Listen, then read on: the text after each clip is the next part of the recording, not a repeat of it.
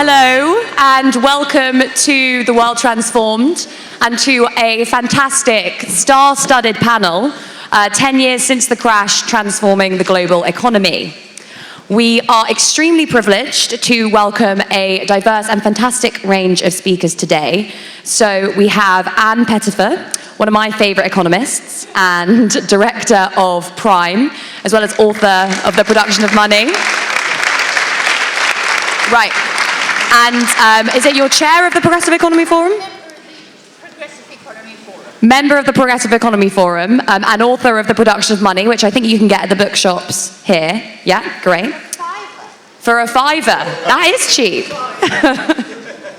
We've got Raquel Rolnick here, all the way from Brazil, former UN Rapporteur on Adequate Housing and author of the fantastically named Urban Warfare, Housing and Cities Under Finance.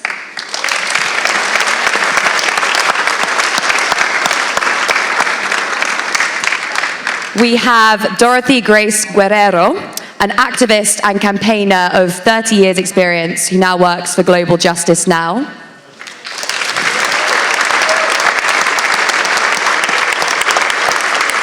And we have Leo Panitch, editor of the Socialist Register and author of one of my favorite books ever, The Making of Global Capitalism, and of another recent book, The Socialist Challenge Today, which I think, again, you can get from the bookshop here. And we will be joined shortly by our Shadow Chancellor, John McDonnell, who will be coming... Sorry, I didn't give you a chance to clap, Leo. Leo Panitch, everyone. And yeah, John will be joining us in about half an hour, fresh from announcing new measures to socialise wealth in our economy via his ownership funds. Woo! So I'll ask each of the panelists to speak for about 10 minutes. And as I said, John will join us after those speeches. I've been asked to remind everyone during the discussion to keep it comradely. And yeah, so we'll have each of the speeches. I'll open up the discussion with a question and then we'll go out to the audience. So without further ado, I will start with Anne. Thank you very much. Right, thank you very much. I want to say, first of all, how wonderful it is to see you here. I wasn't expecting this many people this late in the conference. So fantastic. Also, it's been a great day today, hasn't it, with John's speech? Amazing. And I was particularly excited by his proposal to set up a commission headed by Joe Stiglitz to look at the international economy, because I have felt for a long time that the left focuses on the domestic economy and how to fix the domestic economy. Meantime, the real economy is going on out there, and we miss it on the whole, right? And I want to tell a little story to explain how that works. So there's this little tea shop in Devon, right? And it's in the middle of the park, and there's a guy that's been running it for 17 years. And the shop is owned by the local authority, and the local authority is obliged to put it out to tender for whatever reason, right? So they put it out to tender, and of course, he puts in a bid because he's been running it for 17 years. They all know him, he's well known, they love it, he runs it well. What happens? Who wins the bid? The company that wins the bid is called Aramark. It's a global corporation headquartered in Philadelphia that builds canteens for prisons around the world. They now own a tea shop in Devon. Right? That's globalization. And when we want to do something about our economy, we have to understand that our economy is not a national economy anymore, and it hasn't been for some time. It's a globalized economy. We have global markets in property. There's a great wall of money out there aimed at the scarce asset that is property, that is land. Right? Here in London, in Auckland, New Zealand, in New York, or in Beijing. And that wall of money aimed for, if you go to Dublin, for example, there's a wall of money aimed at Dublin because of their tax breaks. And what does that do? It inflates the prices of assets. So You know, I want us to understand that our problem is not going to be to deal with the domestic economy. Our problem is going to be the challenge of the globalized, financialized economy. So we have global markets in money, in trade, in property, and even in labor, right? But we probably have global markets in other assets too, in bonds, in stocks and shares. And these markets operate out there beyond the reach of regulatory democracy. And it's really important. What we're doing, I'm now part of a new council set up and very closely aligned with John McDonnell, of a group of economists, including Joe Stiglitz, including Danny Dorling, including Ha-Joon Chang, including John Montgomery, including some really good women and men. And we're up here to sort of begin the whole process of building our economic capacity as a labor movement, developing an economic narrative that can challenge the dominant economic narrative that is neoliberalism. And before we start, I just want to quote this thing for you from this, which I recommend you get. It's online, the Progressive Economic Forum, PEF is it for short. And this is from a book by a woman called Rana Foroohar.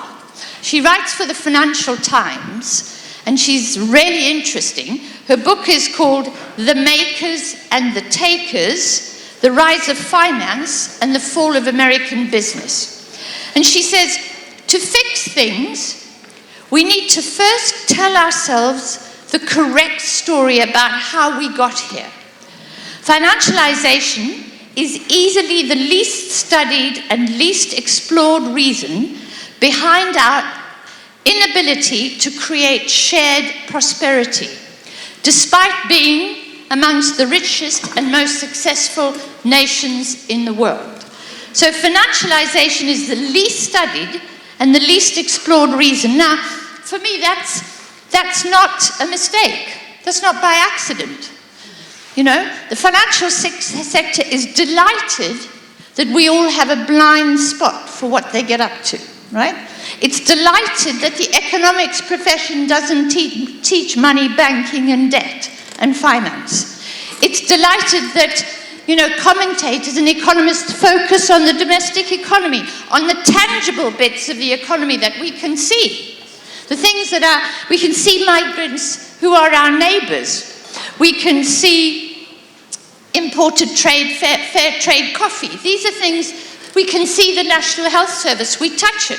We can see taxes, we pay them. So these are our obsessions. We can't see finance, it's invisible, right? It operates out there in the stratosphere of concept, and so we don't deal with it. The thing that really bugs me is that when the financial crisis happened, and I'm quite proud of the fact that I wrote a book in the winter of 2005-06 called The Coming First World Debt Crisis.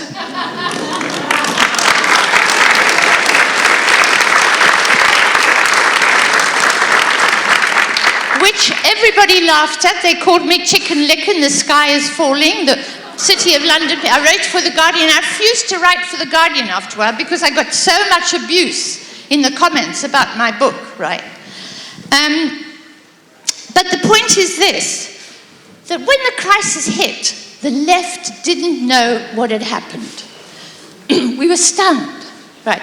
We were as stunned as was Mervyn King, the governor of the Bank of England. He didn't know what had happened. Alan Greenspan didn't know what had happened. They didn't know why it had happened. The left had no clue, and I'm being generalizing here and I'm being unfair, but on the whole, we sat there and said, what has happened? And because we were stunned, because we didn't understand, we couldn't act. We couldn't make demands. There was no change. The bankers couldn't believe their luck. I remember there was a sort of moment in 2009 when they thought, you know what, we're going to jail, we're going to be regulated, we're going to have to give up, we're going to eat humble pie. And they looked around, and Mr. Obama said, mustn't mess with the markets, you know. And Alistair Darling said, we don't want to nationalize RBS, you know. We're not messing, you know. Honestly, shareholders just carry on like before.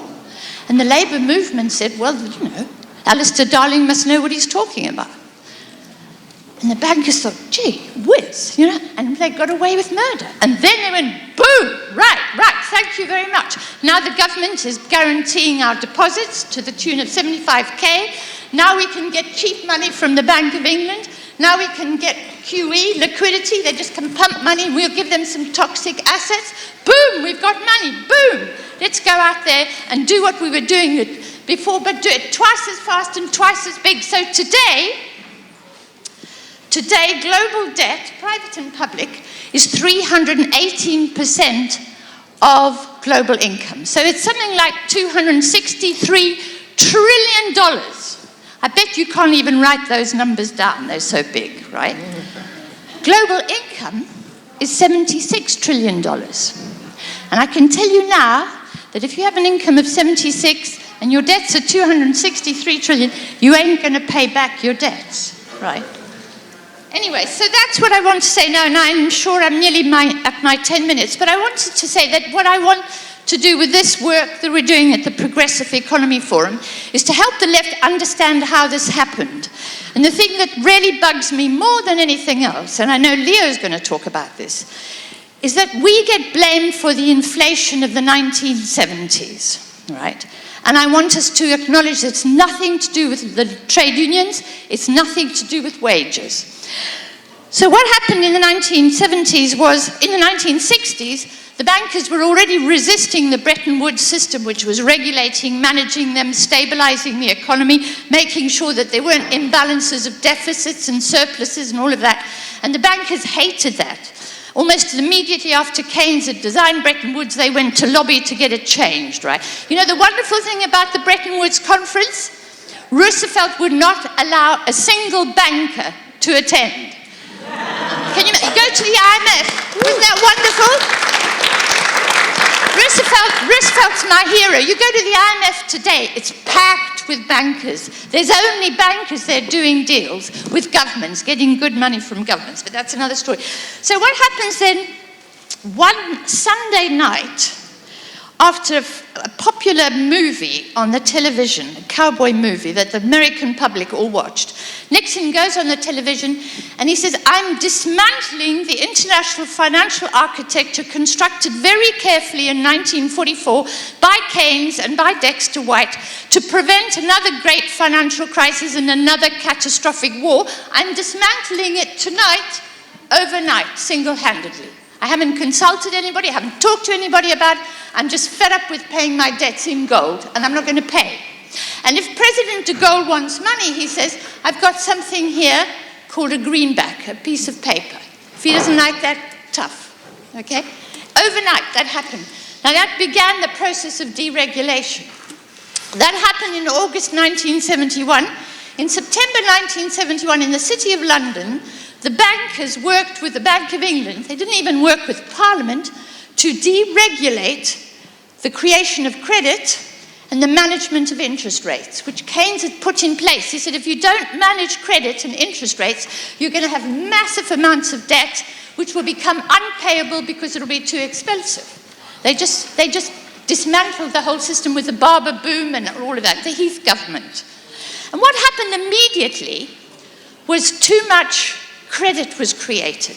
The banks now, and this, I love this story, the banks now were free to create credit out of thin air, effectively, and to charge whatever interest rate they fancied on it.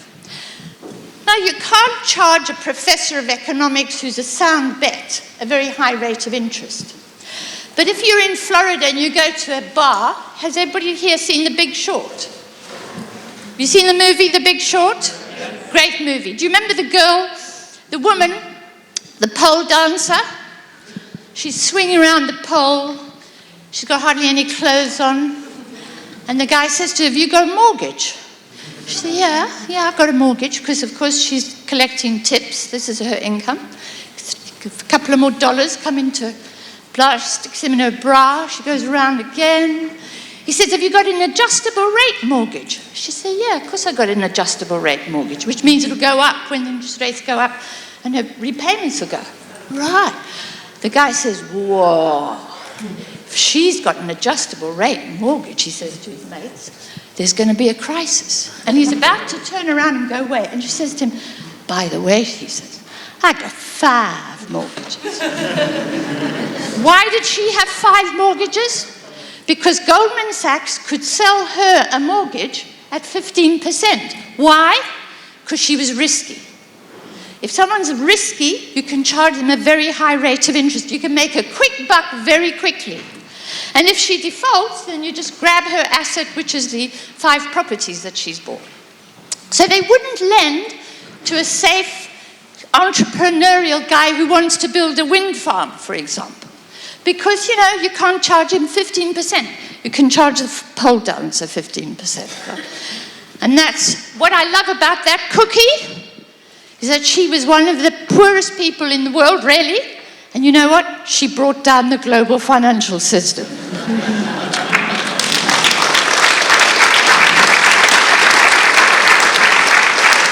I'm going to stop there, but I want us to understand that it was the creation of credit, the pumping out of too much money, and the inflation of assets that then caused the labour movement to say, hang on, prices are rising, we want our wages to catch up with that.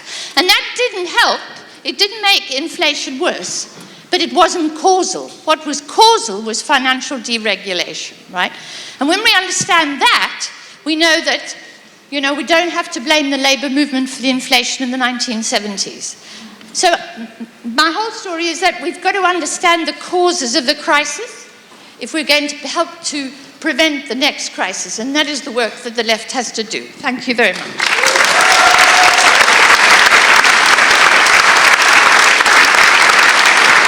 Thank you. Thank you very much, Anne. The next time Andrew Neil tries to tweet asking who predicted the financial crisis, just remind him that Anne wrote her book in 2006. Right, Raquel is now going to talk to us about the financialization of housing. Yes, thank you very much for the opportunity of being here and reflecting on 10 years after the financial crisis. What is the picture now, especially in terms of housing, which I've been following since the crisis? We have millions of indebted or foreclosured homeowners, subprime victims of the so-called democratization of credit. Credit for all. The solution that was promised that credit will be available for all and everybody will be homeowners and happy forever. And what happened then is that indeed foreclosures, homelessness, indebtedness, and housing crisis in countries like this one that never lived a housing crisis like that since the Second World War, the Reconstruction period. And not only here, in the US and other countries as well, but also, and this is very important to take into account now, millions of empty, abandoned houses in entire neighborhoods. And I'm talking about Spain, about Mexico, about Ireland, about China, about the US, but I'm talking also about many cities in UK where houses are not meant to live, but just to be property or financial assets. And they are empty, so they are even not used. And this was the result, and this is very important for those who think that the solution for the crisis is more houses and more credit, which is exactly will produce exactly the same bubble and the same thing over and over again. Because fed by pension funds, private equities, hedge funds, and other fiction commodities, as we just heard, housing became a financial asset, a port to the wall of money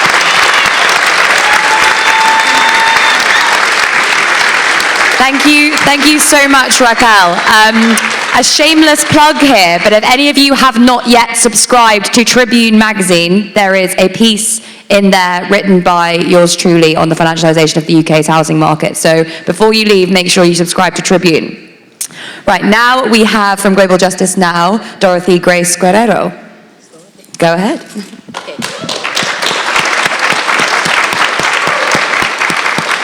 Thank you very much. Well, I will try to, it's a good thing that I'm the third speaker because I will agree to everything they've said.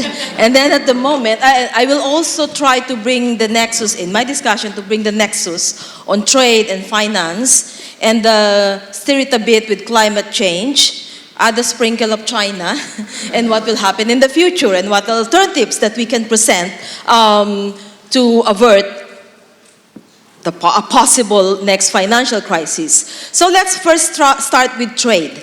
I think since this morning it is already clear, the facts are clear, that the promise of neoliberalism that through free trade, poverty will be solved, we will live in a healthier planet, there will be growth, etc., was never delivered by the multinational institutions or the intergovernmental institutions that promised them. Simply because it is not possible. It never was.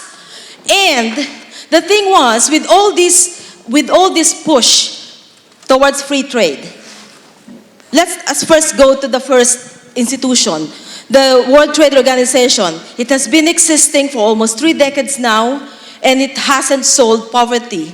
And the bad thing is, when we talk about free trade, they're still doing more of the same and more horrible things that will further put us into crisis. If we will look at the new generations of free trade agreements, it has that much hated provisions of investor-state dispute settlement. What does it mean? Does anyone here have heard of the ISDS?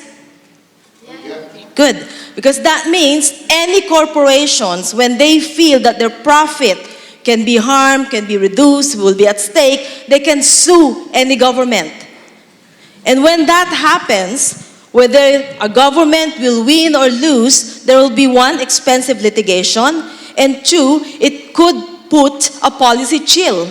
And I'm from Asia, that is already happening in Asia. When Philip Morris sued Australia for the Ministry of Health packaging about the fact that tobacco cigarette can kill, governments in Malaysia, in Thailand, in the Philippines, sort of now got scared doing the same policy. So it's not just the fact that your government will be sued, but the policies can be watered down as well. That happened in Indonesia when corporations sued the local government of Kalimantan for banning palm oil plantation. Indonesia was forced to water down its environmental policy. In the Philippines, where I came from, we even won a case against Prafort, which is a German company. But despite the fact that we won the case, the Philippine government was made to pay $52 million in litigation. Because all those lawyers are expensive. Developing countries do not have the expertise. The lawyers who are expert in this are mostly Europeans, Canadians, Australians, not from developing country. And the thing is, the government of Britain, United Kingdom, is also pushing for free trade. That with the Brexit, it's now ready to launch a new free trade agreements that will replace those relations with the EU. It's even thinking of joining the Trans-Pacific Partnership. From what I know, this kind of partnership is to, spur inter-regional trade. So the fact that the UK is quite far and not part of the Pacific, but joining the TPP doesn't matter because we have to be in new relationships.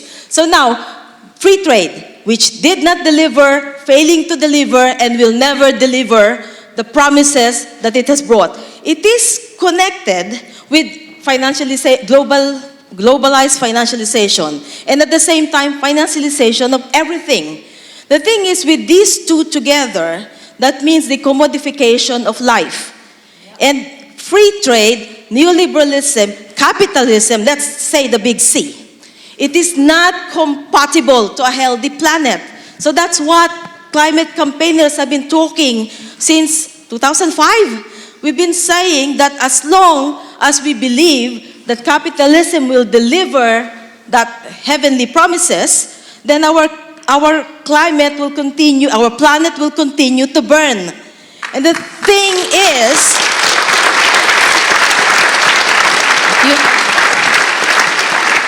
free trade, as we always say again and again, is incompatible. Capitalism is incompatible to sustainability for whatever they're saying. And the thing is, the push for this, I will now go to my third enemy. So we have free trade, we have financialization of everything, powerful corporations. What we have now, ladies and gentlemen, are new empires. The transnational corporations are the new empires. Both free trade and globalized finance have the same agenda, which is to let transnational corporations go anywhere, anytime, without a government that has power to stop them, tax them, regulate them, stop them from violating our rights and degrading our environment. We now have, through ISDS, as similar to a global constitution wherein investment have primacy over our rights. And that should not be. We should not allow it. Even from the last breath of our life, we should stop them. And how? That's the big question. We have a lot of answers to that. But before that, I will go to my fourth point, which is, so many things change in the last 10 years. That's true. But the most dramatic change is the way that governments become more and more subservient to corporations.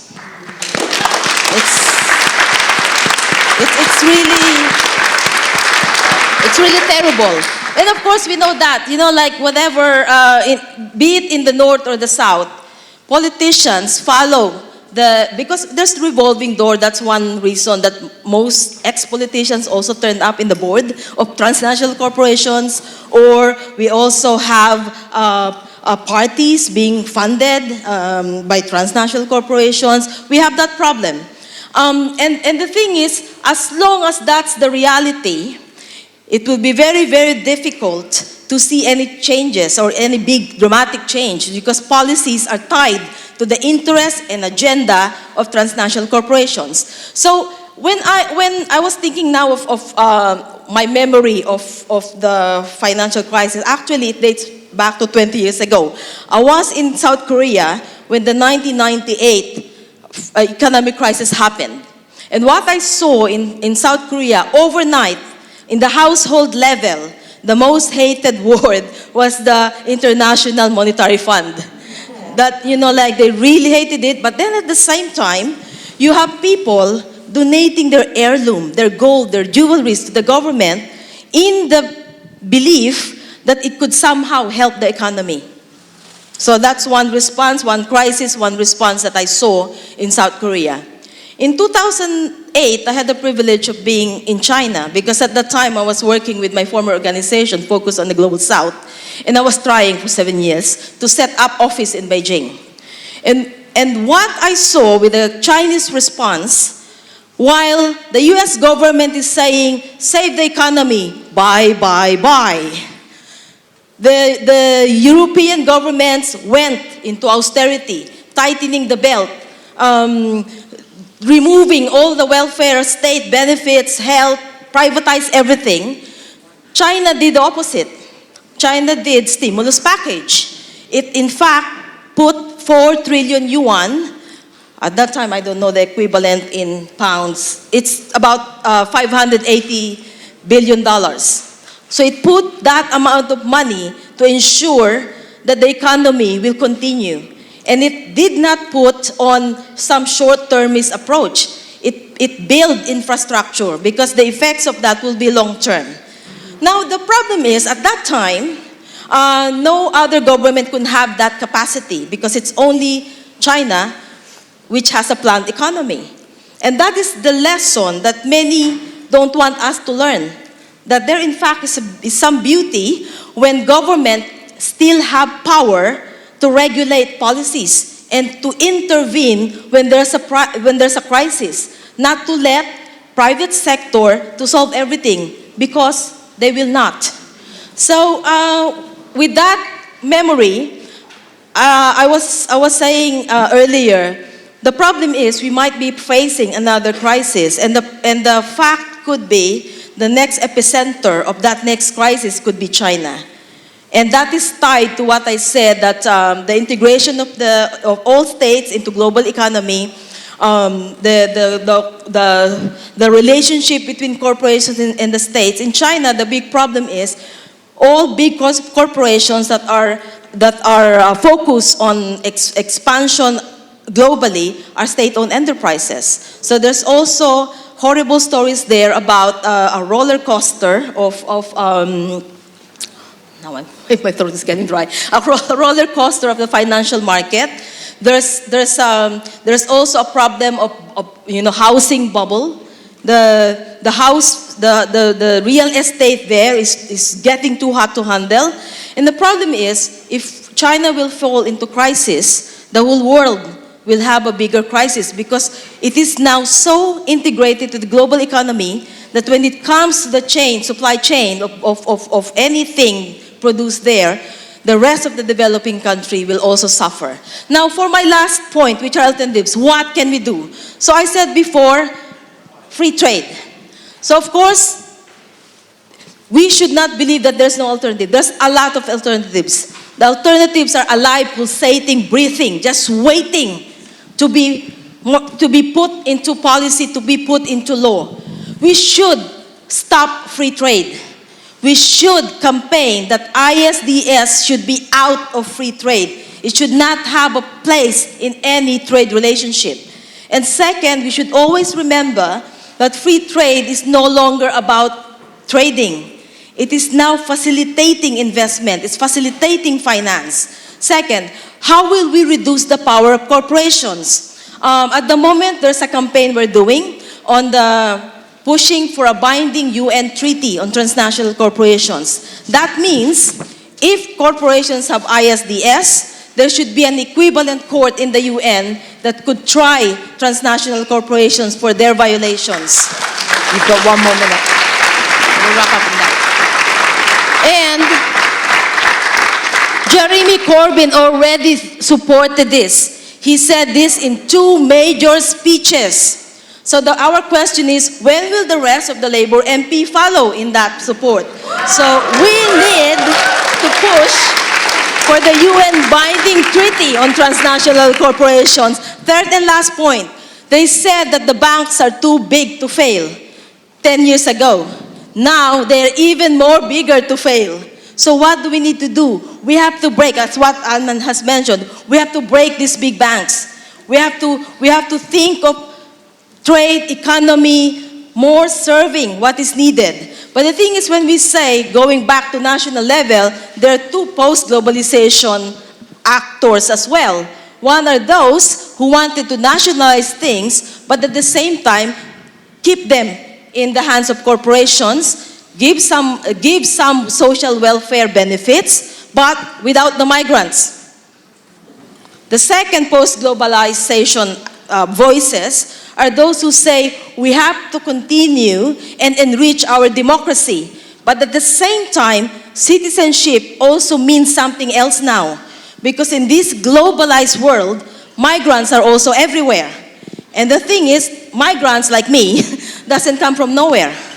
We are here because the imperialists were there. And now they are still there. So we have to talk about that. So all these new challenges, I think I will stop here. Thank you very much.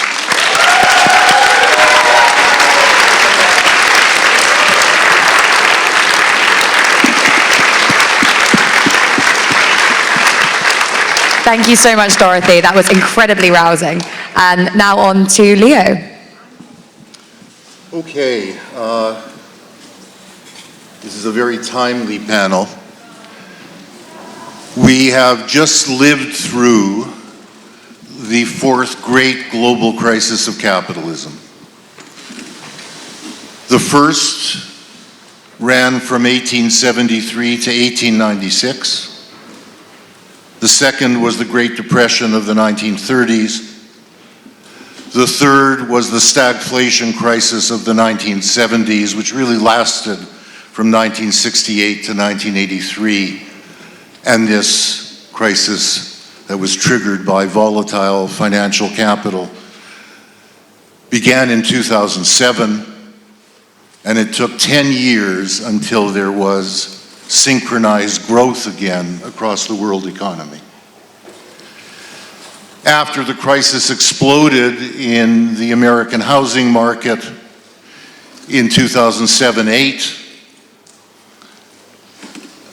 the United States recovered first, partly through a coordinated stimulus, fiscal stimulus organized through the G20 in 2009-10, in which China played a very big role.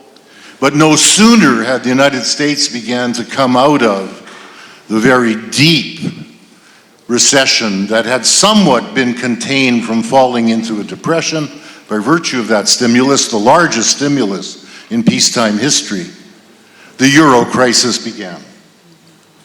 And the Europeans who had been so smug about Anglo-American capitalism found that they were in it up to their necks, that their schadenfreude was exposed. And as that crisis rolled on, of course, you got the commodities crisis, which so affected the third world, partly because China's rate of growth began to fall, and the third world countries that had been exporting their resources to the great Chinese integration into global capitalism found that the prices of their commodities had fallen. If global capitalism is out of the economic crisis, and it's by no means clear that it is with the tremendous instability we're seeing in exchange rates, especially in Brazil and Argentina and Turkey and Indonesia. But if it is, what is clear is that what it has yielded now is a political crisis. A political crisis of global capitalism, very largely taking the form of the rise of a xenophobic nationalist right, which is mobilizing working people's discontent against the effects of neoliberal capitalism, and is able to mobilize this because working class parties, social democratic parties, parties like the Labour Party, were so active in promoting neoliberal capitalism.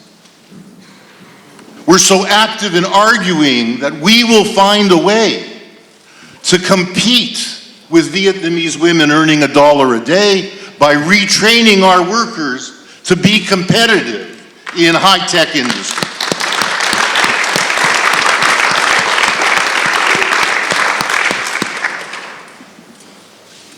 To really understand the source of this fourth great crisis of capitalism and of the political crisis that it's produced, you need to go back to the crisis that preceded it, the crisis of the 70s, and the way it was resolved. And it has everything to do with what is now taking place in the Labour Party. The political crisis that what is taking place in the Labour Party is causing for capital. What began to be understood in the 1960s by socialists inside and outside the Labour Party was that unless you could get past the reforms of the Bretton Woods era, unless you could get past the reforms of the Keynesian welfare state, you are going to lose those reforms to a dynamic, ever-growing, ever more powerful capital. Because the post-war state wasn't just about the redistributions and the nationalizations. It was returning capital to health after the Great Depression. The banks that were brought back to health under the New Deal legislation, the multinational corporations that emerged through the promotion of the GATT in 1948, the rebuilding by the American empire of the European capitalist economies. What happened was that the capitalist classes, the banks, the corporations grew more powerful. They grew more expansive, they grew more dynamic, and they outgrew the girdle of the reforms that were imposed under the New Deal and were imposed in the framework of the Bretton Woods Agreement. It was the inability to contain capital any longer within that framework of the Bretton Woods Agreement that led to it breaking down. For 3 years, the American Treasury tried to hold on to it, and it couldn't hold on to it. It couldn't hold on to it partly because the British merchant banking class had, by the mid-1950s, with the help of the Bank of England, switched their allegiance from the pound to the dollar. The City of London became the center of the euro-dollar market, the euro bond market. American banks escaped the New Deal regulations by moving to the City of London and investing in the multinational corporations, both American in Europe and the new ones that were developing that were European. What the labor left began to understand by the late 1960s was that unless the Labor Party could become socialist again, could attempt to move beyond those controls, those reforms, it would lose those reforms to a much more dynamic, powerful capitalism. That's what the alternative economic strategy was about. It was about going to another level through the compulsory planning agreements. It was about increasing capital controls. It was about reintroducing import controls. And at the 1976 Labor Party conference, during the IMF crisis, when Jim Callahan introduced Thatcherism 5 years before Thatcher, he came and said, it's over. Keynesianism is over. Full employment is over. The Labor Party conference passed a resolution to take the 5 leading banks and the 7 leading insurance companies into public ownership. Of course, the Labor government had no intention of doing anything with that. And part of the reason for the campaign for Labor Party democracy was precisely because the Labor government had no intention of doing this. The struggle to democratize the party was all about the struggle to hold on to the reforms by going beyond them to take capital away from capital, to finally democratize the economy. And you couldn't do that, of course, with ultimately transforming the very nature of the Bank of England and the Treasury. Because those are institutions which are capitalist to their core. They are structured in such a way as to reproduce capitalism. The Bank of England, when it was nationalized, very quickly became the agency of the City of London inside every British government. The Treasury is structured in such a way that if one of you young socialists walked into it and said in the Treasury, I think that finance should be a public utility, they wouldn't know what to do with you. They might not even be ideological hostile. They just wouldn't know what to do with you. They tell you to sweep the floor. The defeat of the Labor left was, of course, not isolated. The reason the Meidner Plan was developed inside the trade unions in Sweden, the great example of presumably a stable and advanced social democracy, was that the wage earners' agreements there, whereby more highly paid workers would restrain their wages so that lower paid workers, there wouldn't be such a gap with them, was based on the assumption that a firm like Electrolux would reinvest its profits in Sweden. But already by the late 1960s, Electrolux was using its profits to buy up the Italian electrical goods industry. And Meidner, who was always on the left of the LO, he was its research director, began to promote this notion of a gradual socialization of Swedish multinational firms and banks, and 15 families have always owned Sweden. The industrialists and the bankers are not two fractions of the capitalist class divorced from one another. They're integrated with one another. Right? And the gradual socialization was to be that the unions would engage in wage restraint in exchange for a portion of the profits being turned over to community funds, union and community funds, which would gradually give them majority ownership. Olof Palme called in Meidner and the LO leadership after this was passed at the LO conference, and it was the first time when it was passed that the Internationale was saying at an LO conference in over 40 years.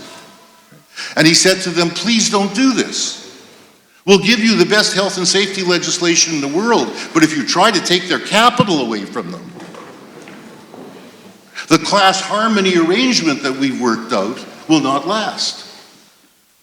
And the Meidner plan was watered down to the extent that someone calculated in 1981 that it would take 250 years before you would get majority ownership of any Swedish firm. Well, a lot of governments will come and go in 250 years, of course. And we know what happened with the Mitterrand attempt to introduce the most radical Keynesian program in Western Europe since the Second World War. It has come back now because of the contradictions of a globalized, free trade, financialized capitalism have produced the volatility that yielded over 70 crises in the global south in the 1990s. Right? Eventually yielded, of course, the massive crisis that we've seen in the advanced capitalist countries as well. And what is now happening in the Labour Party is a reversion to a recognition that unless we can transcend capital, unless we can get beyond capital, we will be subject to these contradictions and crises, the exploitation, the inequalities that go with it.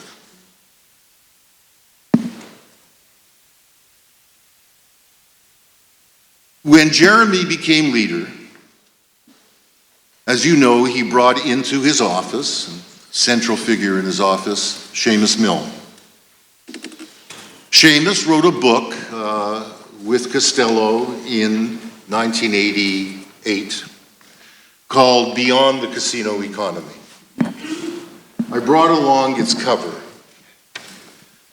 And on the cover is a picture of the trading floor in the city. And a instruction appears on a computer screen that says, government instruction, please cease trading. We are introducing a democratic planned economy.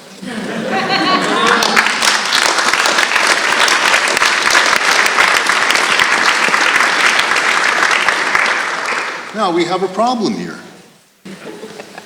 As Seamus admitted in that book, what this would mean would be taking into the public sector the few hundred leading corporations in Britain and democratizing them.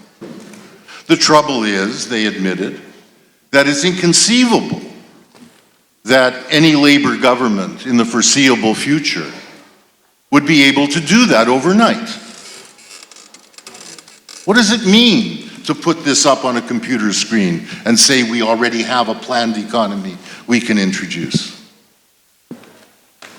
So the difficult question that we all need to be very sympathetic with as we look forward to this radical Labour government that has returned to this as the central issue that's on its agenda, is what steps can it take that can gradually get us to the point where finance, not only water, not only railways, not only the post office, but the City of London can be a public utility.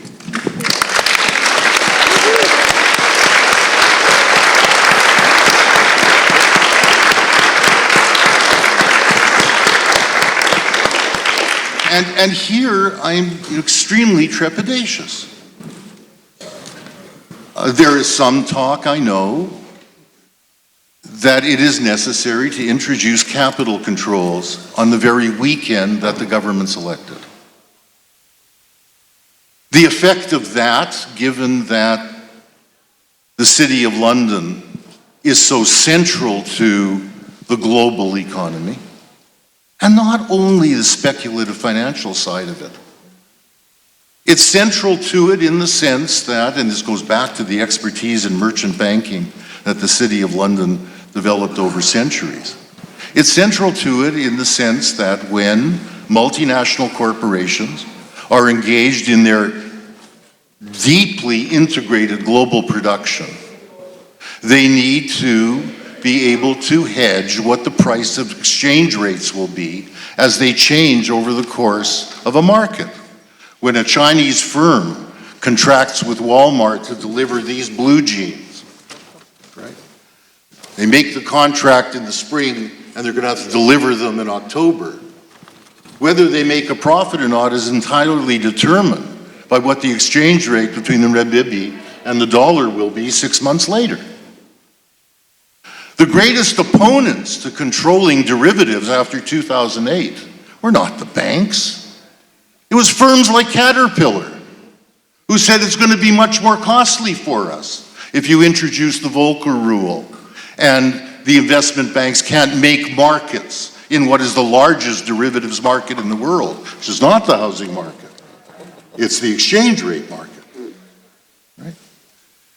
This isn't a matter of finance versus industrial capital. What's been remarkable about this crisis is that we haven't seen a struggle between industrial and financial capital, have we? Did you see the industrial corporations demanding that the bankers be jailed? I didn't. So how does one move? How does one address this? The power is not there immediately to turn finance into a public utility. The danger of introducing capital controls on the weekend the government is elected is that the very surplus that passes through the City of London is tragically the basis upon which the few crumbs are thrown to Northern England. That's the source of government revenue to some extent. It's the source of whatever investment does occur elsewhere in Britain. A Labour government is both the opponent of and the dependent on the integrated British financial system with global capitalism. So, as John McDonnell tries to figure out what to do, they turn to some necessary and progressive things. I mean, apart from ending austerity, finally increasing the wages and salaries of public sector workers. And we're in a much better position now than we were in 1979, 1980, 81, when the industrial trade unions pulled the plug on the attempt to change the Labour Party, because they were very hostile at that time to the wage demands of public sector workers. You'll remember the winter of discontent. And one of the reasons that the transport and general workers and the engineering workers pulled their support away from the Bennite attempt to change the Labour Party was because of the hostility of their members who had engaged in wage restraint in the 70s against the public sector workers' militancy. Now there's much more support and unity right across the class for this. To do this, however, they need time. Another progressive step is a version of the Meidner Plan. But what John McDonnell announced today is not the Meidner Plan. It is an attempt to get private corporations to pass over a portion of their shares, up to 10% only, to workers' funds. And workers would receive a maximum of £500 a year once that 10% is accumulated in dividends, and anything over that would go to the public treasury for social purposes. But this is not a gradual takeover of those corporations. It's not as radical as the Meidner Plan, right? If one wants to look at the strategy as far as it's developed, you need to look at the Labour Party report called Financing Investment. It came out in June. It's written probably more to civil servants in order to convince the Treasury that there's intelligence there than it is to Labour Party members. And the really serious thing about it is that it addresses how to begin to change the Bank of England so it isn't only oriented to reproducing the City of London. It wants to move parts of the Bank of England to Birmingham, where the National Investment Bank would be, where a strategic investment board would be located, and where the fund that would engage in building infrastructure would be located. It's an attempt to integrate the Bank of England's responsibilities not only for monetary policy with the Treasury's responsibilities for fiscal policy. It actually talks about changing the committee and even the vice presidential structure of the Bank of England. This type of thinking is also reflected in John McDonnell's point today when he said they would set up in the Treasury a unit that would be oriented to public and community ownership. And he said very openly, and I don't know when a Labour chancellor has ever said this, the Treasury has always been hostile to public ownership. We are in a situation where a Labour government with the radical aspirations that this one has, and even if it has a majority, and even if you have the kind of accountability that I think you're winning in the party, is engaged in a long-run process of trying to introduce the type of reforms that don't close off the possibility of further reforms to take capital away from capital, to build the capacities to do that. What is perhaps most worrying about the Financing Investment Report, and it was also true of the IPPR report this year, is that it is still oriented to what can only be called progressive competitiveness. Not a cooperative socialist society, but governments around the world picking winners, directing investment towards them so that they can be successful exporters vis-a-vis other countries. It's not against free trade, it's premised on free trade. Right. And the really disturbing thing about that is that the argument that is made for this by social democratic intellectuals is that, well, the American government, after all, through the Defense Department, fostered the technological change that gave us Google, that gave us the internet. The Singapore government, the South Korean government, right, proved that you can have state-led investment and you can have a successful competitive capitalism. Well, you can't cherry pick this way. You can't be a socialist labor government and expect capital will cooperate with you the way it cooperates with the American Defense Department. You can't take Singapore as a model with its capitalist dictator and say we're going to have that type of state-led investment. We're engaged in a discovery that I don't think the left has ever been engaged in before. We now know that the illusion that you can walk in and smash the state and replace it overnight was indeed an illusion that led to a tragedy, a great tragedy in 20th century revolutions.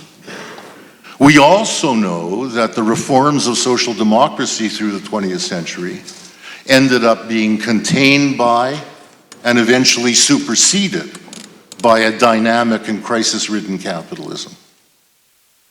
We do have to figure out how we can undertake the type of reforms that develop our capacities to change state institutions, to change the ambitions and capacities of working people, so that we can move from reform to reform, yes, gradually, in a way that takes us beyond capitalism.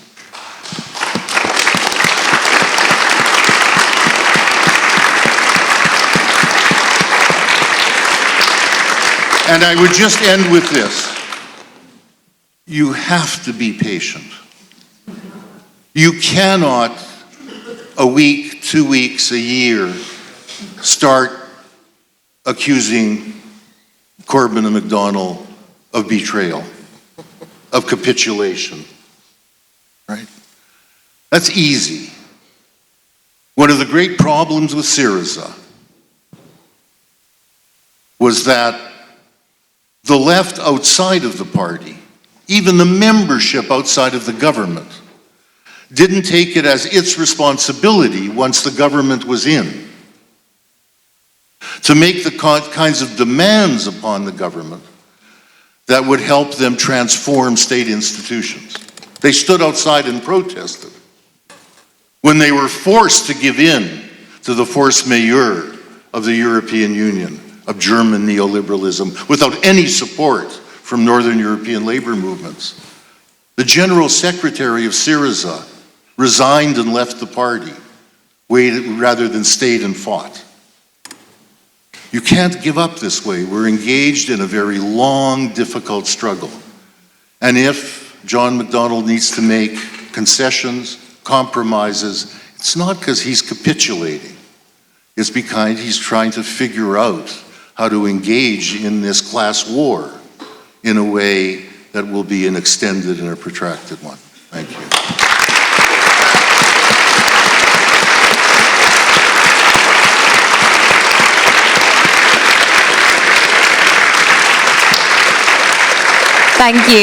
Thank you so much, Leo. There's an essay I was reading about Thatcherism recently that said that one of the most intelligent and smartest things about Thatcherism was her ability to separate strategy and tactics and make an almost Leninist distinction between one step back, 2 steps forward. And yeah, one of the most exciting things about conference this year, I think, is seeing what Leo was talking about, that kind of campaign for grassroots democracy take some tentative steps forward. So yeah, this is exciting time to be in the Labour Party.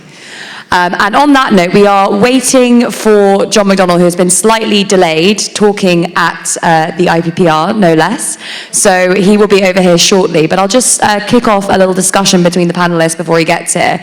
If we can start thinking so that we can feed this back to him when he gets here, what would be the 1 or 2 major policy interventions that you would like to see in the first term of a socialist Labour government to tame the finance sector and move beyond the financialisation of our economy? We'll go right to left. So Anne, if you want to go first. So I'm with Karl Polanyi.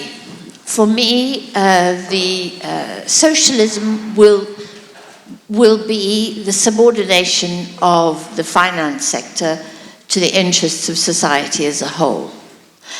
And if we can achieve that, that would be amazing, and it will take time and it will be a struggle. For me, the really critical thing for a Labour government is to give up the notion that the market can govern everyday life, can govern access to housing, can govern trade, can govern financial arrangements and so on. And that really it's important for society, through the state, a democratic society, to manage the economy, not to leave the economy to these anarchic, out-of-control forces, but instead to manage the economy. And the first thing that a government has to manage is cross-border capital flows. So Leo says that the reforms were lost. They weren't lost. What happened was finance deliberately corrupted and subverted the infrastructure that was put in place after the Second World War, when economists from all over the world met at Bretton Woods with the ambition to manage the financial system to prevent the kind of crises of the 1930s, the Great Depression, and a catastrophic world war, right? And they understood that they had to prevent these massive imbalances that had arisen in the 1920s and 30s. And one of the ways to do that is to manage capital flows. The other thing we need to do is to manage trade. And of course, we need to manage corporations. I want to see us manage credit creation and to manage the rate of interest. Now, it seems like a hard thing to do, but I think we have, as a society, we have great powers. We just don't know that we have these powers. So all of the financial system is heavily dependent on the Bank of England and on the government, on us, the taxpayers. We don't really understand that it all depends on our, if you like, our say-so, right? If banks are able to guarantee, if the government is able to guarantee the deposits in the banks to the tune of £75,000, that's because we, the taxpayers, provide that guarantee, right?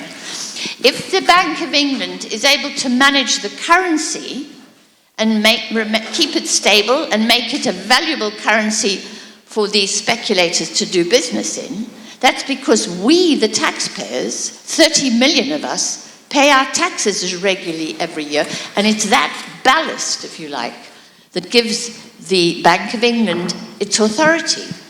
But if that's what we do, then we ought to demand terms and conditions.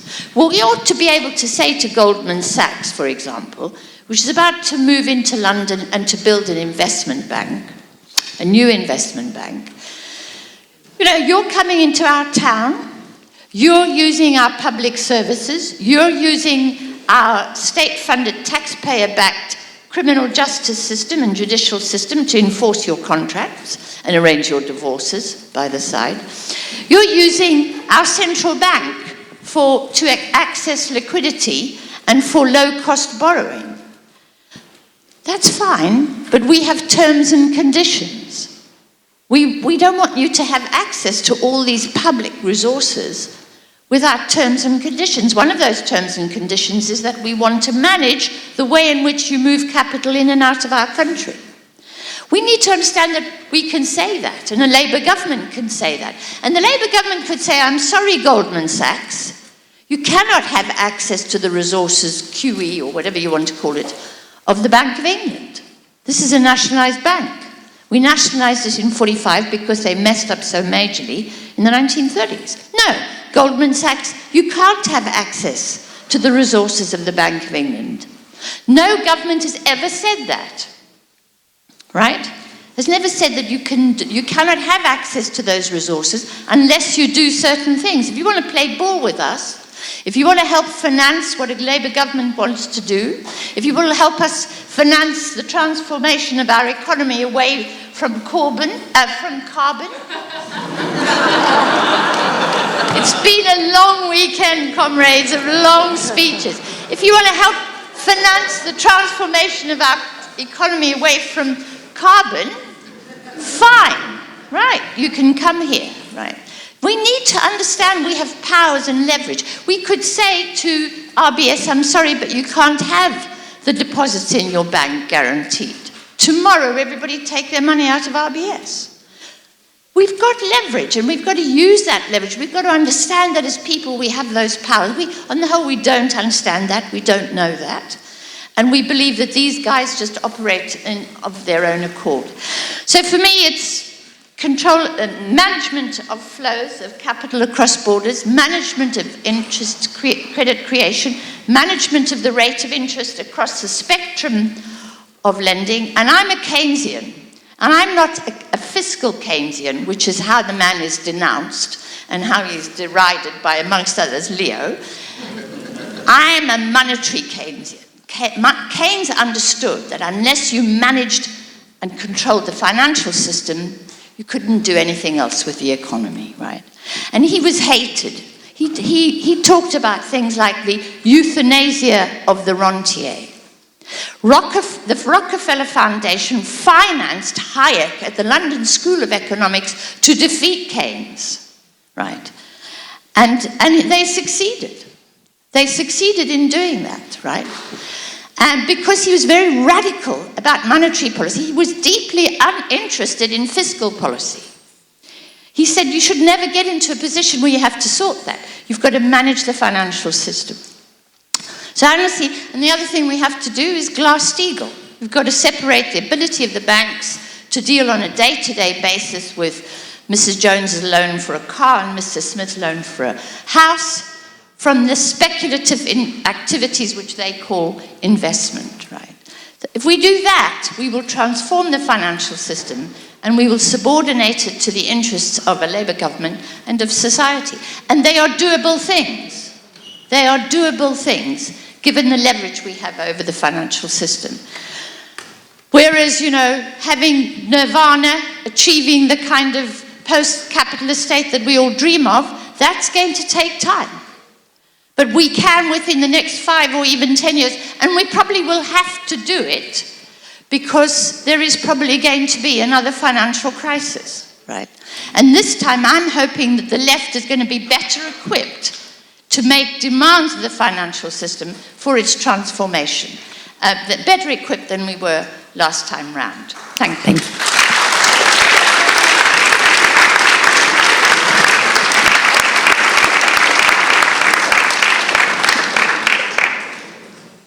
What I figure out that one of the biggest lies about neoliberal approaches is that the very basic idea of fiscal austerity.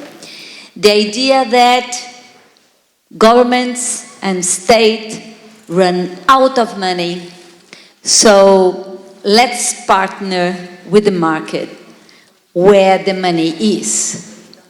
It's a lie. It's a lie because, indeed, and we can give you several examples on that, and housing, again, is a very good example of that. If you see the level of tax exemptions that we have in order to promote the type of housing finance that we have, then we see that finally it's us. It's our money. Instead of spending the money and giving out the money, we are just renouncing the money. But it's the same thing. It's budget, it's public money. Having said that, and I think it's very non-transparent, in a way which is very non-transparent way. That's why we don't see that. But it's very clear. In the case of US, there were major cuts in HUD, the agency that used to provide social housing. Major cuts in their budgets, in their capacity of doing maintenance, and also to building more social housing. At the same time, through tax exemptions, 10 times more money was spent than the budget of HUD. So indeed, there was a lot of public money into subsidizing home ownership instead of providing housing for those who need. And of course, we are talking about two different groups and two different types of needs. In one side, you have the poor, the vulnerable, the ones that really need support. On the other side is just providing more room for the market. A second thing, and I will finish on that, is that if we think about a transition, and a long transition, like Leo has just pointed out, then the crucial thing in this transition, in my view, is how much we can strengthen and make a stronger common sector, which is not private and not state. Common. The notion of commoning our lives, our spaces, and we can think more and more on collectively owned and collectively governed territories, spaces, housing, and there are a lot of examples that we can give on how much we can have a common sector, which is non-profit, which is for life, and how much it will be important in this very long transition that we build slowly but heavily, we promote heavily a collective common sector in all the sectors of economy and society. So I think this should be the first decision to make, to really give power, which is very, very difficult to do from a state point of view, and especially elected people really very, very seldom try to do that, to give up their own power in order to really open up to people's power.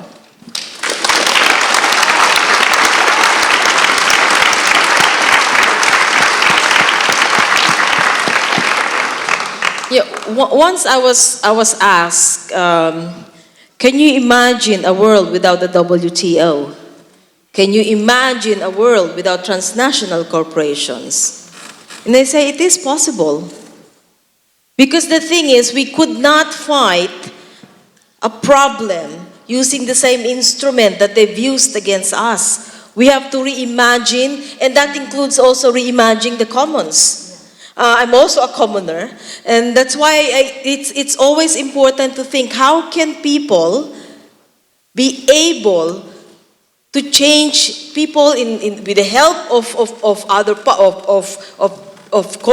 the state to reverse or to change the asymmetry of power between state, corporation, and people, because that's the problem now. The asymmetry of power is too big. That corporations can do anything because, there's no law that could stop them. So I mentioned earlier, to be able to dismantle or reduce the power of corporations, we have to make them accountable. Maybe this push for the UN binding treaty on transnational corporations, one step. Because if we imagine, if you think about it, there's more than 3,400 laws and policies, legislations that have teeth, that protects the power of corporations. Because our government signed all those free trade agreements. And those free trade agreements were negotiated in our names without us knowing what they negotiated and what they signed. So those two things of one, we don't need another free trade agreements. There's already enough policies and laws. The tariffs are very low already. So what we need to do now is to stop the government from facilitating investors and transnational corporations to own everything that we need, to dictate our life from the time that we wake up and the time that we sleep, because everything is now dictated by corporations. Another thing is that apart from imagining and making policies, maybe this is a challenge for all of us. My politicalization was during the martial law period in the Philippines. So when we discovered our power as activists, we always think of two things. First, how do we bring down the government? And while we're bringing down the government, we're also imagining what kind of government will be put in place. What policies will we demand? And what processes should we ensure that will be there? Of course, at the moment, unfortunately, my government is far from perfect. In fact, it has went down. In the last 30 years, it got worse and worse. But this idea of thinking of alternatives, the thing that things can change, what we have now can be altered is important. And there's a lot of thinkers here and policy experts and policy wonks who could think of what will be if you have that end of stopping transnational corporations. We could think of ways and mechanisms and processes how to do that. So I think I will stop. Maybe one more thing. We have to close all those offshore banks, really. We need to find a way how to do that. And because otherwise, what's the point? Thank you. Exactly. I agree with that. I think you do have to put those types of regulations on Goldman Sachs and on other banks, and that's precisely the probing you need to do. The great scandal of Brown's nationalizations, bringing one of the most important banks in Britain into the public sector, and now known as the Royal Bank of Scotland, was that it was said explicitly that it's expected that the Royal Bank of Scotland should continue to operate on competitive commercial principles and return the maximum rate of profit it could to its stockholders, its stockholder being overwhelmingly the British people. One of the good things about the Financing Investment Report is that it identifies the Royal Bank of Scotland as a key element in a gradual strategy that the Bank of England, working with it, and the newly created National Investment Bank would be involved with in orienting finance in a different way. Not orienting it to commercial profit maximization, but orienting it precisely to supporting cooperatives that would develop in different parts of the country. But if they operate as competitive cooperatives, not part of a system of economic planning, then you aren't getting the coordination that is necessary. The great example of a successful cooperative is Mondragon in Spain. Mondragon in Spain now employs low-paid workers around the world who aren't members of the cooperative. It's become a multinational corporation. The danger of giving workers places on the board and some stocks of the corporation is those workers will identify with the corporation and its management in competition with other corporations and their management. This is an old problem on the left. Right? We have to figure out a way to get past these steps of reforms which are necessary, but always keep our eye on what we're trying to get to is a democratically planned economy in which the principles of Clause 4, the common ownership of the means of production, distribution, exchange, under the best form of popular administration can be implemented. You can't ride this tiger forever. It will eat you. You have to move to take capital away from capital and democratize the economy. You have to keep your eye on that prize. As you engage in the type of reforms that Anna's talking about, and Polanyi understood this. Polanyi was extremely critical of the post-war Labour government. Extremely critical. Precisely because the nationalizations did not involve developing workers' capacities to run those industries. Right? Precisely because the educational system, and above all he saw it this way, was not oriented to developing working people's capacities to become a ruling class. He made the point that the ruling class sends its kids to the public schools in Oxford and Cambridge. And unless we have the type of educational system that developed working people's capacities to become a ruling class, we would never be able to do it. Right? Polanyi was,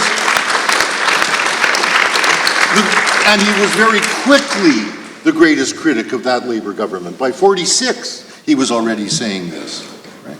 So it's not a matter of Marx versus Polanyi. It's a matter of whether you have a socialist understanding of why you can't ride that tiger.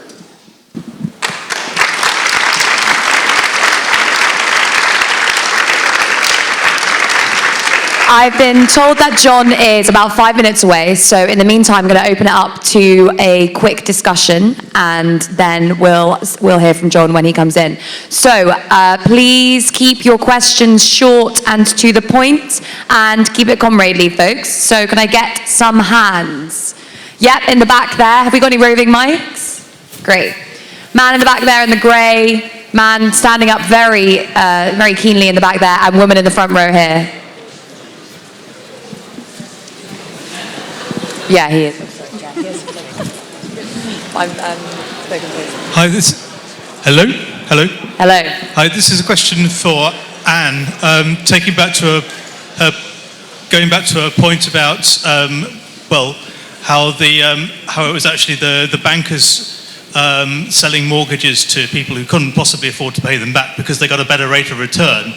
And I wondered if she had any comments about how I think the higher education system in the States particularly has gone exactly the same way. It's almost become a system for, seeking higher returns for capital, and it's actually started to happen here. I think private student accommodation didn't exist when I was a student 20 years ago, and these days students are getting a much better standard of living, and I think it's probably because they're being pushed to they know they're going to have to pay £27,000 back in fees anyway. Yeah, and they think, well, if I'm going to hell in a handcart, I might as well have a good time while I'm doing it. And we should actually think that the people pushing this are almost like drug pushers. Financialisation of education, Anne. There you go. Very good. And gentleman in the back there in the black.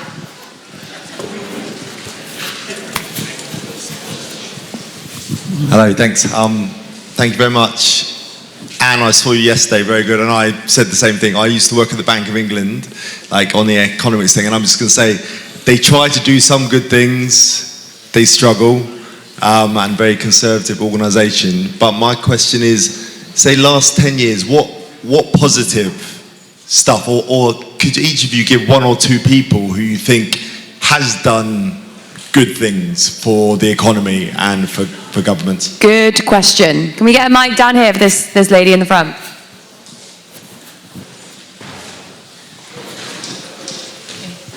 Hi. Since recently, we're facing the possible eventuality that we might have a vote as to whether we'll stay in the EU or not. So to help us think about that decision, possibly, could you talk about the impact that... Can we keep it down, guys, as we leave? Thank you. Sorry. Okay. Could you talk about the impact that leaving the EU would have on Labour's ability to implement some of their key democratic policies and renationalisation and so on, and B, on the impact it might have on their ability to mitigate against the reactions of global finance, and how much can we rely on the Bank of England to step in? Okay, impact of Brexit. And I think, so we're not actually advocating a referendum on remain or leave, are we? We're advocating a referendum on the terms of the deal, was I think the policy that John announced today. So we've got financialisation of education, name some good economists, and impact of Brexit. Anne, can we start with you? Have you got a mic? Henry, here we go. So, you know, we now live in a rentier economy where basically finance goes in search of assets, and students are an asset because they can be lent money to, and that loan yields interest over time. So finance is only interested in finding those kinds of safe, what they consider safe assets for generating new income. But I just wanted to, so they do this with property, they do this with students, and it's the universities themselves, by the way, that I think have turned into real estate corporations, you know.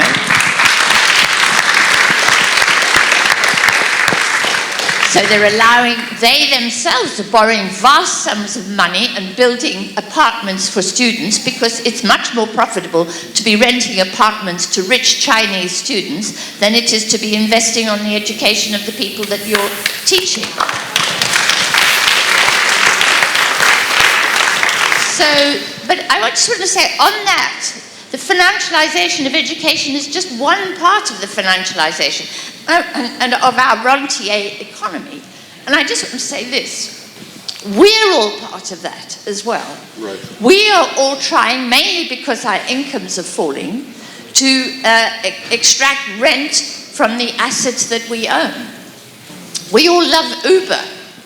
You know, some of us have a car and rent out our car and our labor in order to supplement our incomes, and a lot of us use Uber.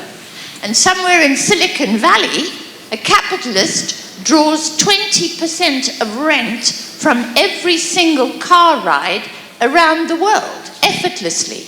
Having invented a little app which they've used, they've stolen a bit of GPS, which was invented by the American Navy, they've stolen a bit of Google Maps and odd things, put them together into an app, and on the basis of that app, they suck 20% out of every single ride around the world. And we play the game. I refuse to use Uber cabs here in London.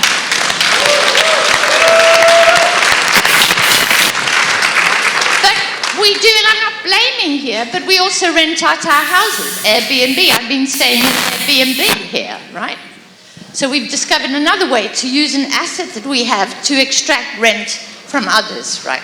So what capitalism has done is to sort of turn us all into this kind of rentier, into rentiers, right? To think that it's actually much easier to rent out something than it is to make something, than it is to create something, than it is to do something. So the world of the takers is a world that many of us have enjoyed. So we've got to disembed this kind of ideology, right? We've got to disembed it, we've got to renationalize the education system, we've got to end the privatization of education, of higher education as well as all the other ed. We've got to renationalize and bring back these assets into public ownership. And of course, I absolutely agree that we ought to also make them more accountable to the people. We ought to devolve power much more, and I'm pleased to hear Labour trying to do that. We've got to do that. But first of all, we have to wrest these assets away from those that have stolen them, that have taken them and are extracting rent from them. Thanks, Anne. I've already done a speech in this hall on Brexit. I'm not going to make another speech on Brexit, but I have to say that I've been skeptical of the European Union from the beginning, but I'm very worried about what's going to happen. We've created these very long supply chains, right, where we build cars in one part of England, but the parts are built in other parts of Europe. When we snap those chains in half, we will leave a lot of people out of jobs, and they will be the people that voted Leave on the whole. They won't be the affluent southeast. So I am very worried about the implications of Brexit, and I believe we should have a people's vote. Thanks, Anne. Dorothy, do you want to come in quickly, and then we'll go to Leo? Yeah, just a quick note on that, because I also agree very much that it is a high time for renationalization. We have learned our lessons. You know, all the services that we think of, the trains, including maybe also a national pharmaceutical corporation. Because what we are also having, and this is also our campaign, that a lot of government, one of the fact that we really, I personally get appalled every time I learn about this, is that national or public money is used for research and development of new medicines. But then these medicines will be sold back to the NHS at 600% profit. So how do we find ways how investments and how everything will be not profitable? And also maybe twinning with nationalization is remunicipalization. There are already a lot of case studies and successful cases wherein all these services are also owned, managed by municipal governments and cooperatives. So we really have to look back on that and get all those lessons and what we can learn. On the Brexit, actually, one thing that I also coming from the outside after Brexit is that, of course, there's a lot of difficulties that all of us here are facing with Brexit. But then maybe what I will just say is that the EU is not also the center of democracy. You know, it's far from that. If we talk about the regulation, the EU has deregulated everything in the past 30 years. So if we will also think about that, we need to change the EU as well. While we are faced with this dilemma of Brexit, that it's far from democratic, it's far from servicing the needs of everyone. So there's also be another push for a re-democratization of the European Union. Hear, hear. Leo, do you want to come in on any of those three questions or anything else? Just on this last question, and it's the right question because the panel was asking what you do about a globalized capitalism. It wasn't just about what do you do in the British economy, but what do we do about a globalized capitalism? I think we need to recognize that the major constraint on the introduction of capital controls in Britain is not the European Union. It is not the requirements of Brussels. It is not economic and monetary union. It is not Maastricht. It's exactly what Anne said it was already back in the 1960s. It was the power of British finance, right? That's the main constraint. And it's indeed the dependence of this whole society on the role that British finance plays transnationally. That is the main limit. That is the main constraint, not the legal one of being in the EU. Right? Thanks, Leo. That's not to say that we wouldn't like international arrangements that would precisely do what Keynes and Harry Dexter White were trying to do in World War II, which was coordinated capital controls. Right? And Keynes lost on that. During the Second World War. In fact, we're not going to be able to achieve what we want to in any given country unless we can have enough coordinated, simultaneous developments that allow for planned trade, coordinated capital controls, etc. Thanks, Leo. We've got John waiting in the wings.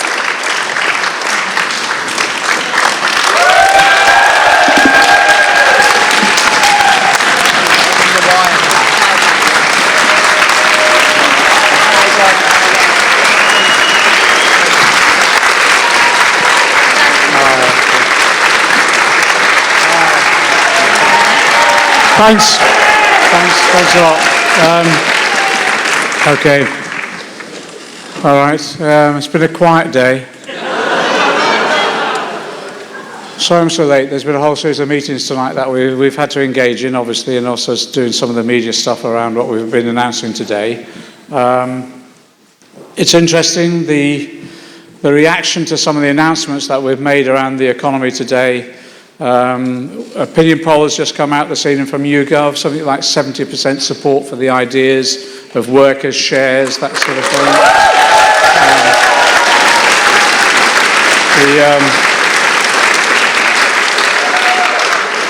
I've just been text saying that there's a positive article from Polly Toynbee. That's a resigning issue.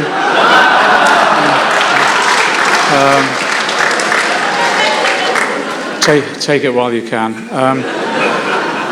Let's just put this in context of what we're doing, because the ideas that we've been discussing over this last 3 years are based upon the campaigning ideas that we've had for a considerable period of time, and the opportunity has now arisen to implement those policies as we go into government, and I'm convinced we are going into government now.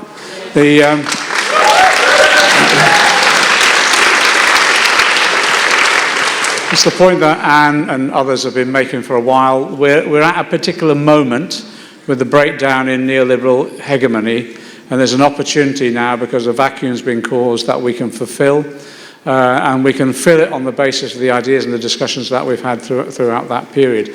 But the discussion, I think, that's happening in different communities, in different works and employment areas and in individual families or at the school gates and all the rest of it, is after 8 years of hard austerity, people have just had enough. They've really had enough. And you get that expression time and time again. They can't take it anymore. I went to the TUC. I was on a bus near midnight going through Southall on the way to my constituency the week before last. And again, the Tory expression of just about managing has been used. There was a guy there who was a forklift driver and now is earning wages. Forklift drivers have now been told it's unskilled work rather than semi-skilled, so their wages have been downgraded. He's now earning less than he did at least 10 or 15 years ago. And he used the expression just about surviving. And that's what's happening right the way across our communities at the moment. So you can understand why people now reacting against. Initially, when a recession hits, you don't get the reaction immediately because people are too busy trying to survive. Now, after 8 years of hard grinding austerity, and you've got a Tory government telling them that actually the economy is beginning to turn, they're going to be seeing the benefits, and they're not, and they're certainly not sharing in any of those benefits, people are now angry enough to want an alternative. We believe now that the policy programme that we're putting forward lay the foundations for the first stage of that alternative. And if you look at it, all the things that we put forward are around incredibly bread and butter issues, because in that first Queen's speech, when we go into government, we've got to ensure that it is such a resonant Queen's speech, and one that is so popular, it begins almost automatically and immediately to transform people's lives. And that does mean, for lots of working class people, immediately putting money into their pockets. You know, the concept of a real living wage, £10 an hour,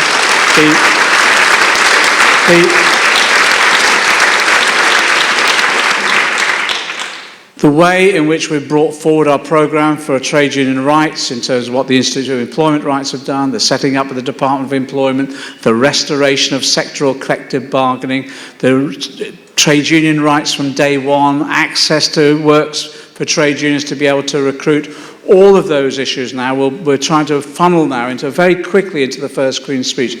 So physically, very quickly, people will see the benefits of a Labour government, and we start lifting not just people out of poverty, but we start improving the whole lives that they have as well. And the issue around shares today was a point of principle about establishing that concept that the wealth is created by the workers, and therefore they should share in that wealth when they produce it effectively. Just so you know, in terms of democratising our economy, of course, we've said in the first period of a Labour government, the renationalisation programme will be a priority for us. So I announced today, we're quite hard-nosed about it, making sure that we have a unit within the Treasury, so we use the power of the Treasury to drive these policies through. Obviously, that unit will be staffed by traditional civil servants, but expertise that we bring in from outside. And the reason for that is we want to harness the power of the Treasury to drive these policies through. And, you know, bringing back water, rail, Royal Mail and energy back into public ownership democratises a whole sector of our economy, and I think will inspire people in terms of what can be done in terms of other developments in the future. Alongside that, so you know the work that's going on, the Co-op Party working with us produced a report only a month ago. It was done by NEF. The report takes our ambition of doubling, well, what we said was we'll double the cooperative sector in this economy. Actually, it's a pretty timid objective. We want to go much further than that. They've taken that objective. They've done a detailed report on how that can be brought about. The week before last, we brought together a group of cooperators, trade unions and others who are now going to tour the country with the report to talk about the ideas of what cooperation means in a particular community and how it can be developed, because of the establishment of the cooperative development agencies that we'll need at the national and the local level as well. So again, what you can see is step by step, we're taking back control of our economy, both in terms of the individual workshop and for the individual worker, for sectors of industry, and then the economy overall. And part of the stuff that I said today, maybe people didn't really pick up on. What we're also doing is when we go into government, we're already started the work on rewriting the Green Book. The Green Book is the Treasury manual upon which they make investment and expenditure decisions. And we're rewriting it in a way which ensures that in future, when decisions are made, they'll be made on the basis of, first of all, tackling the regional imbalance of investment in this country. They'll be made on the basis of tackling climate change and environmental challenges that we face, and they'll be made on the basis of long-term investment to secure the productivity that we need. They'll be made on the basis of investment to tackle the fourth industrial revolution, and they'll be made on the basis of tackling inequality within our society. All that work now is going on a pace for when we go into government itself.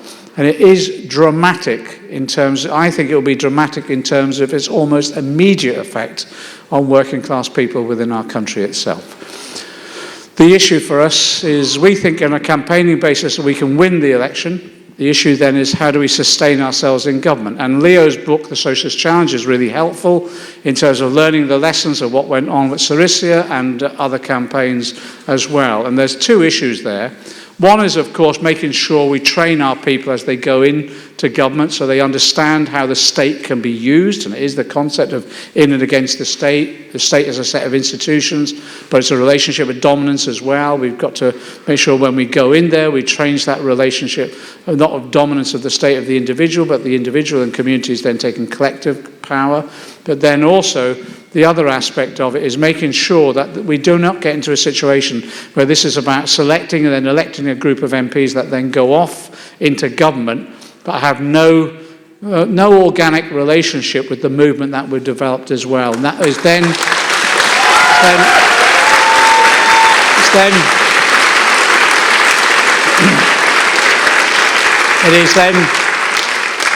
it is then both in terms of the ideas, the development of policies, then also the bringing on of the next layer of personnel into different positions as well. A lot of this is routinism as well, the work that has to be done.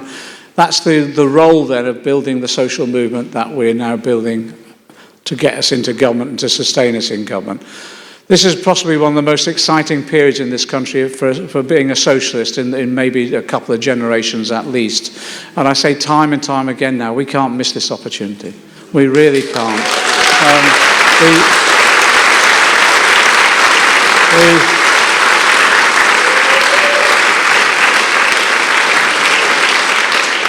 The reason we can't miss it is because this is the opportunity to put our dreams into reality, but also the reason we can't miss it is because actually there are millions of people out there that are absolutely dependent on us going into government. I keep saying it. I keep saying it time and time again. We all come from our own individual constituencies. Mine is a working class, multicultural constituency on the edge of West London. I have never seen the sort of human suffering that's going on in my constituency in the 40 years I've lived there. The housing crisis that we've got, the levels of poverty, the stress and mental health challenges that are people facing at the moment, and the numbers of people now who are almost on the edge of thinking there's no future whatsoever. Our role now is to seize this actual moment, this opportunity. And actually, yes, it is about giving people hope, but it's giving them realistic hope that not only can we change the world, actually they can be part of that change. That's what building a movement is all about.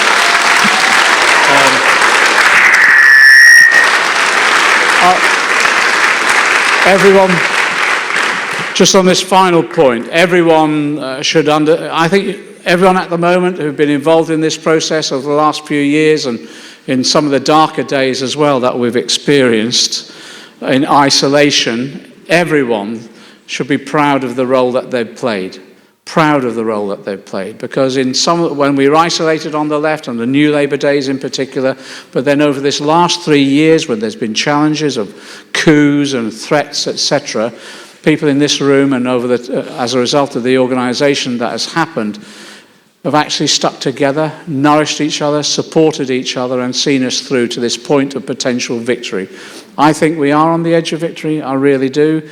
Whenever it comes, if the Tories don't fall apart soon, I'll be amazed. The one thing about the Tories at the moment is they hate each other more than they hate us. And on that basis, they may well implode, but if they don't, and it is a longer haul, well, fair enough, we're in it for the longer haul, because this challenge, I think, is so great, but in addition to that, the potential is so enormous. Our dream of a socialist society, the first stage of the development of a socialist society, the way in which we can bring people together to enable that to happen, and we build it together, I think is just on the edge. I keep using the phrase, we were campaigning on another world is possible. Well, another world is in sight. Solidarity.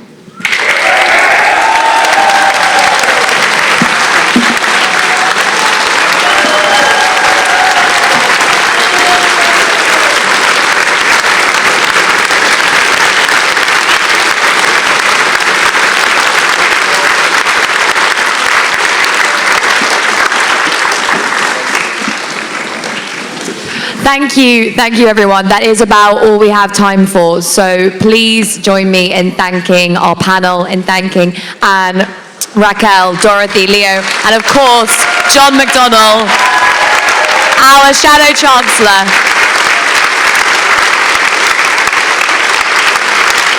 And in the spirit of what John was saying, that we've all contributed to this movement, that we're transforming the world together, please give a round of applause to the organisers, to TWT, to the sound engineers, the film people, to everyone.